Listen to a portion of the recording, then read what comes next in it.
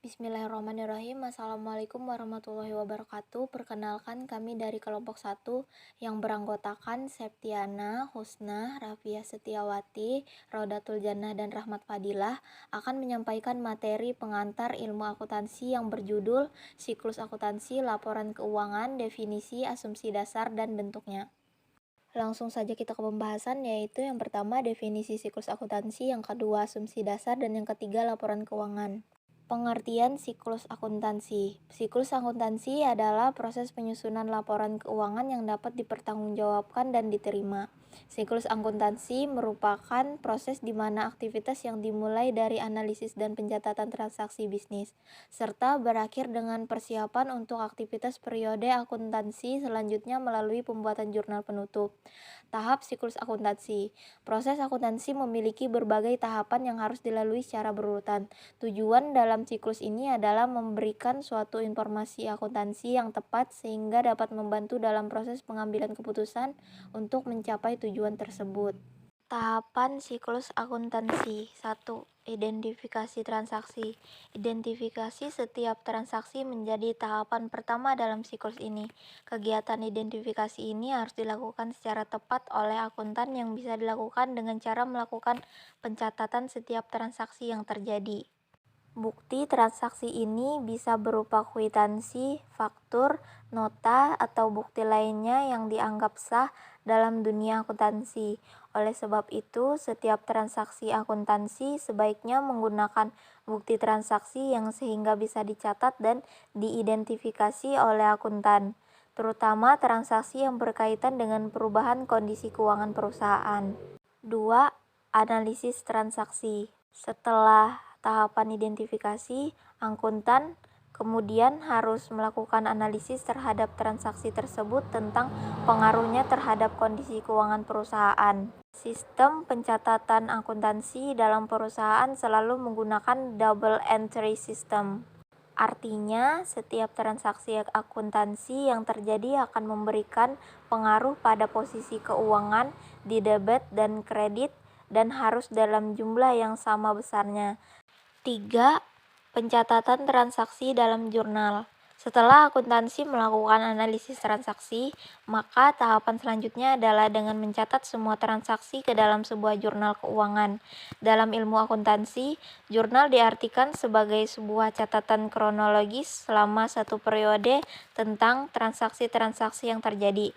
Proses memasukkan informasi tersebut disebut perjurnalan. 4. Posting buku besar.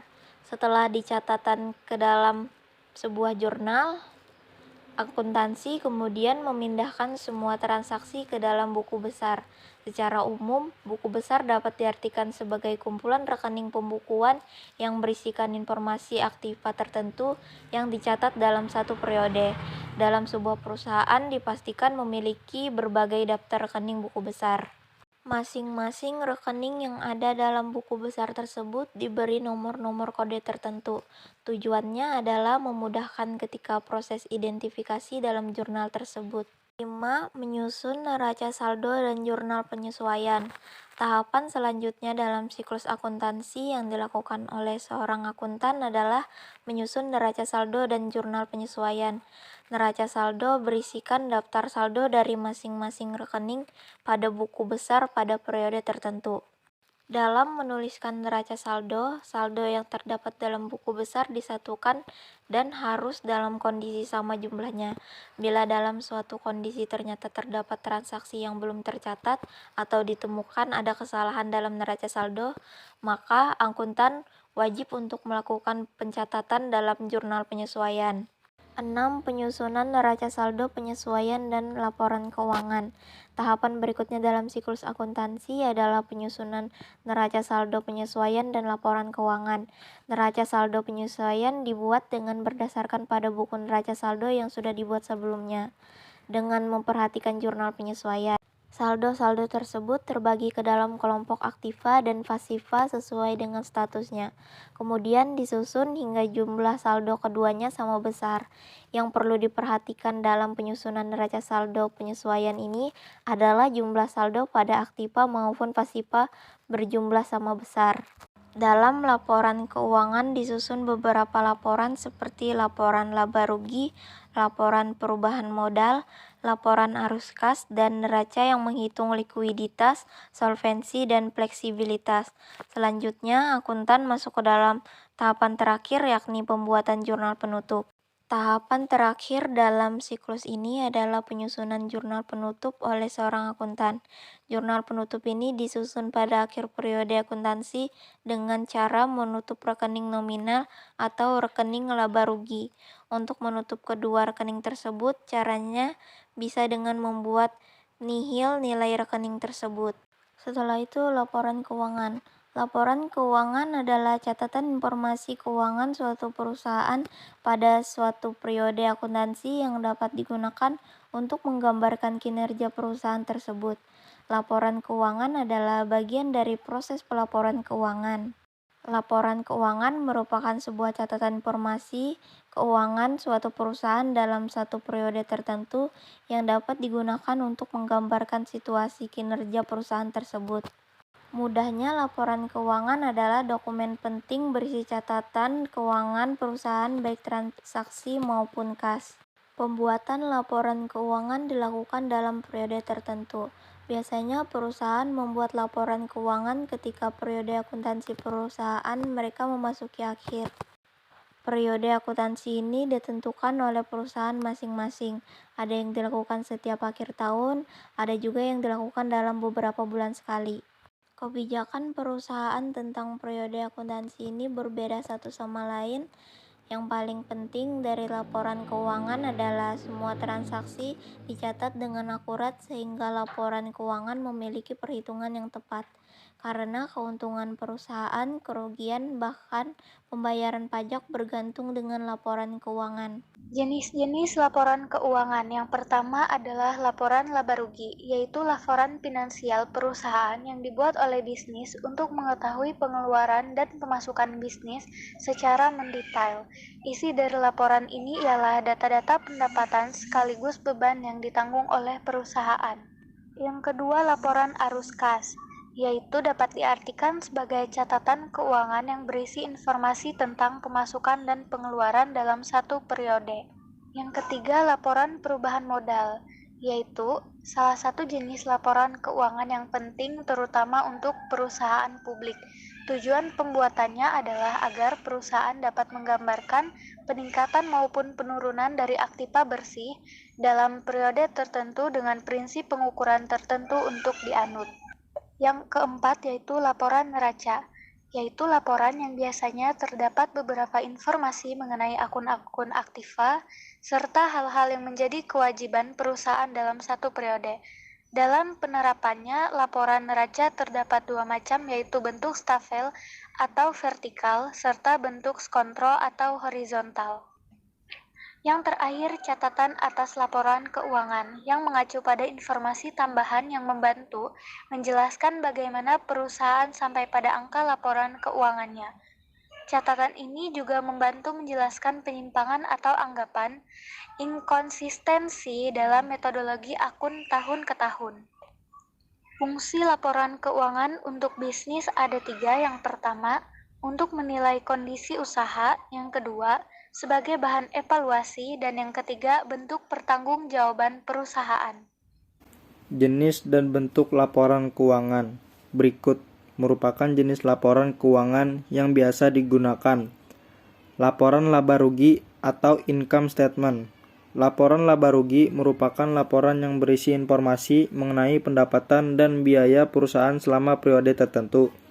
Laba atau rugi secara garis besar dihasilkan dari perhitungan penjualan atau pendapatan yang dikurangi dengan biaya-biaya yang telah dikeluarkan oleh perusahaan.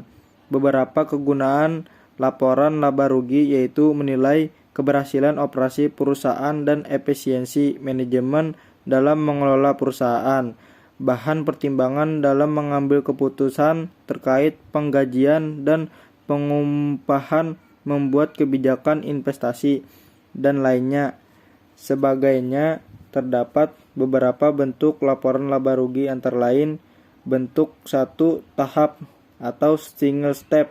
Pada laporan laba rugi 1 tahap Seluruh akun pendapatan yang terdiri dari pendapatan usaha dan luar usaha disajikan menjadi satu.